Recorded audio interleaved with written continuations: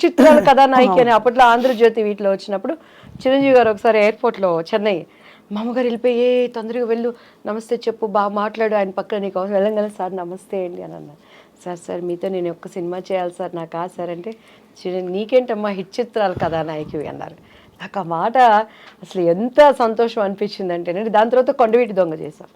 కొండవీటి దొంగలో శుభలేఖ రాసుకున్న యాక్చువల్లీ నేను ఆయనకు మరదలు ఆ సాంగ్ నాకు ఆయనకి ఉండాల్సింది.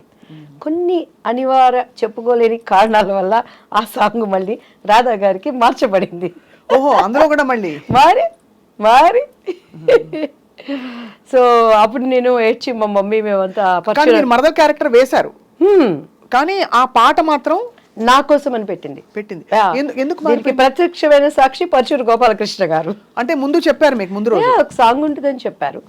కొన్ని కారణాల వల్ల ఆ సాంగ్ని మళ్ళీ మార్చేసి రాధా గారికి ఆయనకి పెట్టారు. సో అలాంటి సంఘటనలు ఎన్నో అలా చెప్పుకోలేనివి కొన్ని ఉంటాయి.